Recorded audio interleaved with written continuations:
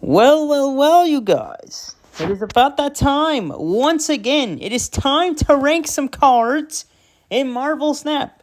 As you can see, I have 6 spots instead of 7. That is mainly because I only managed to get 6 cards throughout the season. Those being Esme Cuckoo, Hydra Stomper, Kahori, Surge, Gore, and Cull Obsidian. So we'll go ahead and cover each one again, and we'll rank them. So for those of you who are new and you're wondering how this works, I kind of just explained it a bit. But basically, at the end of every season in Marvel Snap, I like to rank all the cards that I've collected, and rank them from worst to best, from worst to best, and just give you my thoughts and feelings about it. Now, as far as the season goes and card acquisition, not gonna lie, the season was kind of mid. Overall, considering all the new cards, I feel like Surge is kind of the best one. In my opinion. So, the cards that I didn't quite get, the ones that I don't have for this season are Zorn, Elixir, and Prodigy. Now, Prodigy, I think there's some potential, but these two, I feel like these others, Zorn and Elixir, they kind of just ruined the rest of the season for me. So this was kind of mid. So let's just go ahead and jump in. I only have 6 cards to rank, so it ain't much. First up, Esme Cuckoo. She's a 3-cost 4 power card, and it says on reveal, copy a card from your deck into your hand. Set its cost to 3 and power to 4. So essentially, the way Esme Cuckoo works is when you play her down, she's gonna make a copy of a card that's in your deck, right? And depending on the card that she picks, she'll set it to 3, so it'll be cheaper if you're playing a higher costed card. And it'll also be power will also be set to 4. So again, if you have a lower powered card, such as like Jubilee, right? Let's say Jubilee. Jubilee will go down to a 3, but then her power will go up to a 4. So that's a good example for that. But here's the deal, though. There is a bit of a...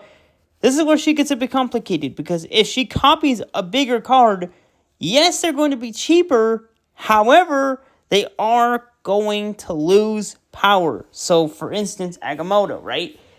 If your Esme Cuckoo hits Agamotto, instead of him being a 5/10, he's going to be a 3/4.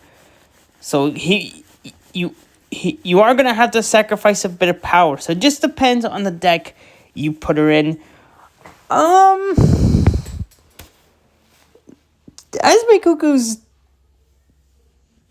her ability is pretty fun, but she's definitely not my favorite card, especially when it comes to season pass cards.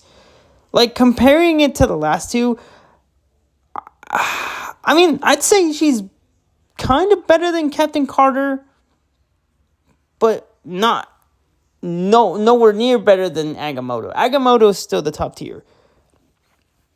But Esme Cuckoo, I think, she's better, but only by a smidge. Now, compared to these other cards, because we still got 6 to go, right now, I think as it stands, Esme Cuckoo for me...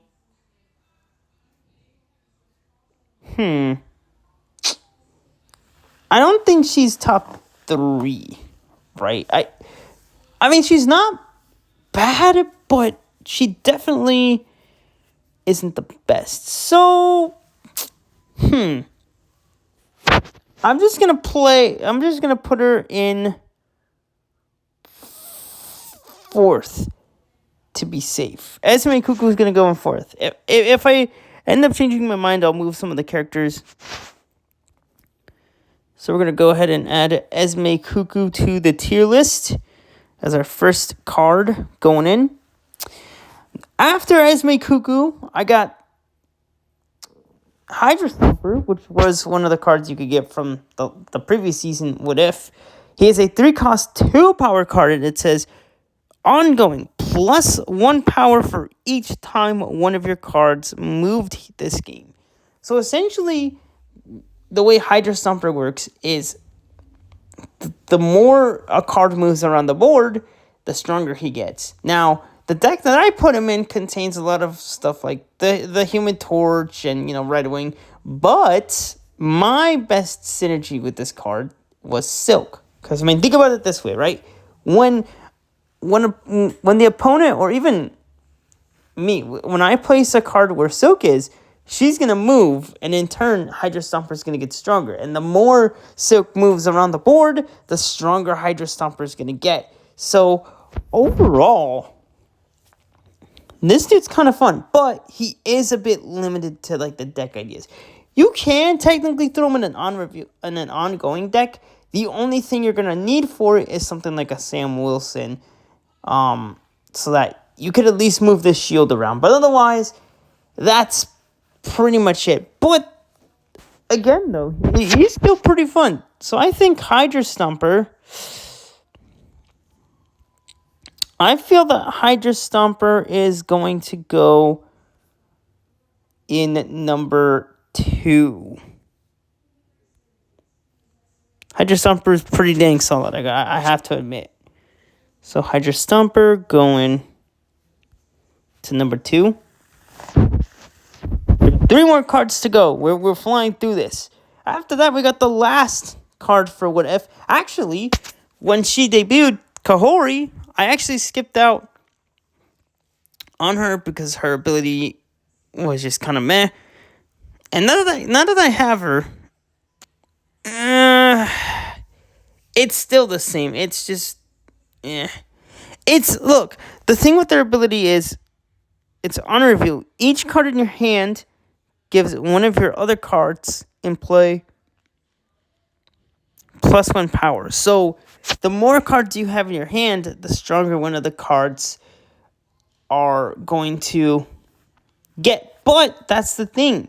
You have to have at least a few cards in your hand, otherwise her ability just isn't that strong. And when I do play her, it gets the job done, but it's just there are better power boosting cards that I've experienced, like Blue Marvel and all that. So I think, now, is she better than Esme though? That's the thing.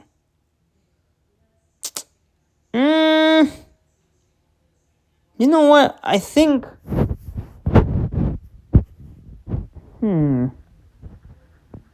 You know what? I think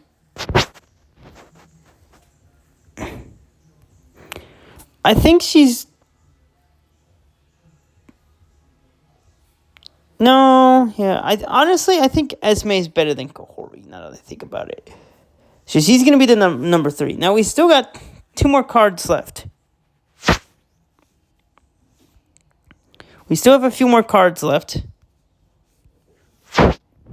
Oh. Okay, why do we have extra tiers that we don't need?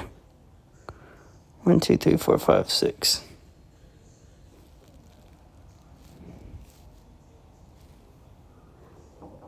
Okay, here we go. Now, after Kahori, we have probably one of the best cards that I've experienced this entire season, and that is Surge, a 2-cost 2-power card.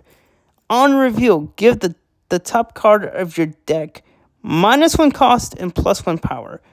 After you play it, repeat this ability. So essentially, the way Surge works is she's gonna buff up and discount one of your cards, like the top card of your deck. So let's say the next card that was coming up was Jubilee, right?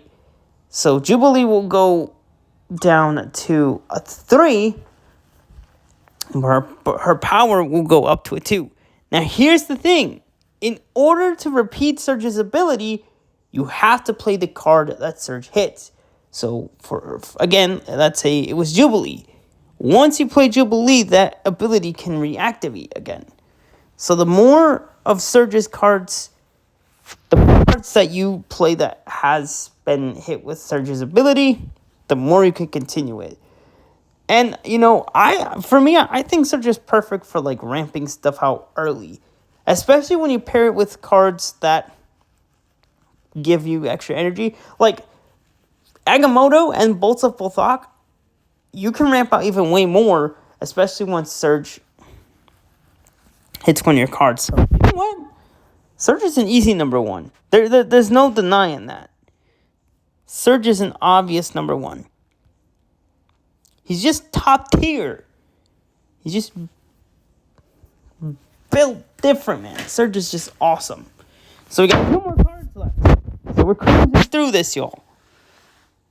After that, we have Gore, a 6 cost 10 power, 6 cost -1 power, so it's negative. Ongoing, plus 2 power for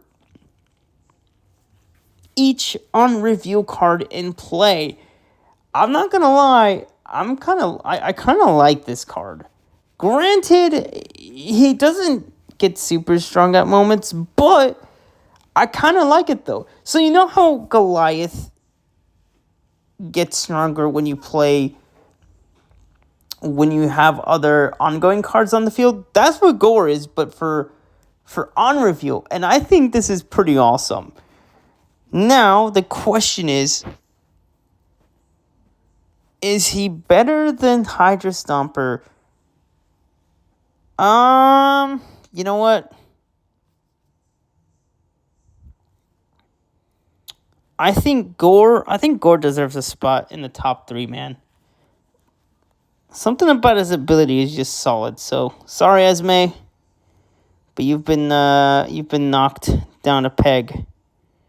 You're not bad, you're just not as good. And that leaves us with Cull Obsidian, a 4 cost 10 power card, and it says you can only play this where you have a 1 cost card.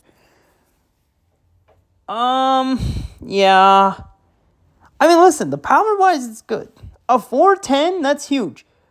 But the ability says that you do have to play it where a 1 cost card is. And if you're playing him in a deck that doesn't have any 1 cost cards, you're kind of donezo, right? It makes no sense.